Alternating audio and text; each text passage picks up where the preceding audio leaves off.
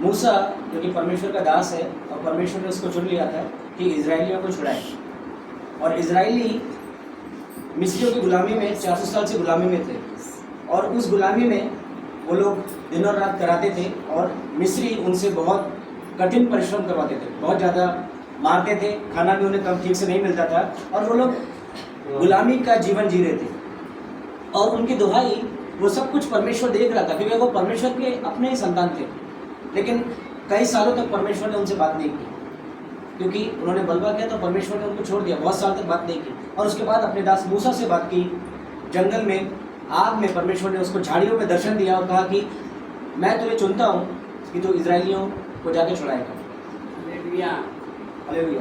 तो हम देखते हैं कि फिरौन के पास मूसा जाता है और मूसा ने वहाँ पर राजा को कहा कि मैं परमेश्वर ने मुझे भेजा है जो कि इजराइल का परमेश्वर है, सच्चा परमेश्वर है। और उसने कहा तेरे परमेश्वर का नाम क्या है? और परमेश्वर ने वहाँ पर उससे अपना नाम नहीं बताया था। परमेश्वर ने मूसा से कहा, मूसा ने पूछा कि हे प्रभु, जब वो मुझसे पूछे कि आपके बच्चे इजराइली कि आपका नाम क्या है तो मैं क्या पूछूं? परमेश्वर ने कहा मैं जो हूँ सो हूँ।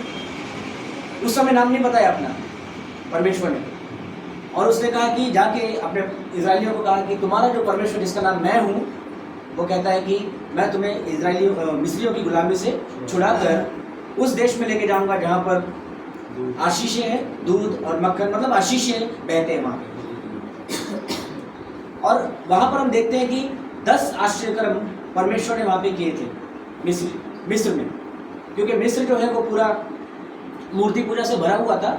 और वहाँ पर परमेश्वर ने अलग अलग आश्चर्यकर्म करके और अपनी सामर्थ्य को दिखाया मिस्र के राजा फिरौन को। लेकिन फिरौन जो है वहाँ पर हम देखते हैं एक प्रकार से वो शैतान का प्रतीक है। वहाँ पर देखते हैं शैतान जैसे कि संसार में लोगों को गुलामी कराता है और अपने गुलामी में लोगों को रखता है, अपने बंधन में रखता है। वहाँ पर एक हम देख सकते हैं एक प्रतीक है वो शैतान का।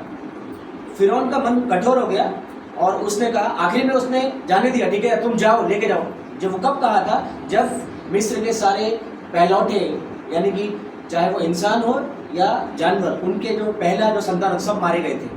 क्योंकि परमेश्वर ने कहा था कि मैं रात को मृत्यु के दूत को भेजूंगा और इजरायलियों के जो बच्चे थे वो सब बचा लिए गए थे, लेकिन मिस्र के सारे जो संतान थे वो मारे गए थे। और वहाँ पर मिस्री राजा फिरौन उसने बोला तू लेके जा यहाँ से, ले जाओ यहाँ से, इनको मेरे सामने से निकल जाओ और चले जाओ यहाँ से।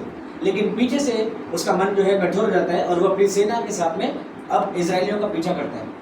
और इजरायली जो है वो करीब करीब शायद 40 लाख के करीब थे, क्योंकि उसमें पुरुष ही केवल 6 लाख पुरुष थे।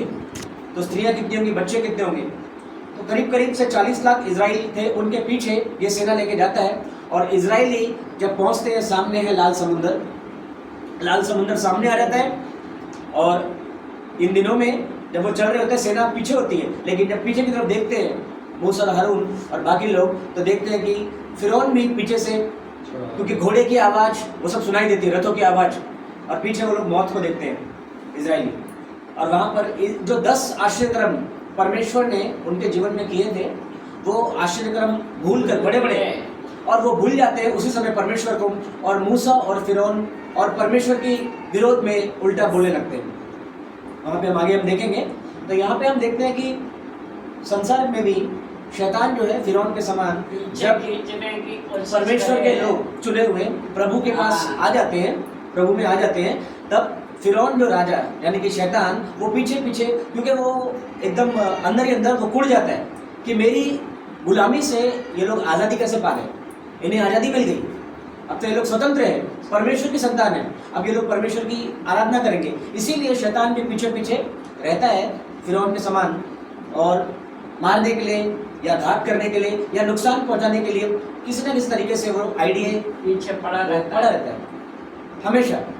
और इसीलिए हमें अपने परमेश्वर पे भरोसा रखना बहुत जरूरी है, विश्वास करना, स्ट्रॉन्ग रहना, विश्वास के बिना उसे प्रसन्न करना अनहोना है।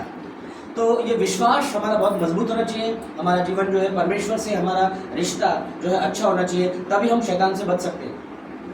आगे पढ़ेंगे, 9 पढ़ेंगे।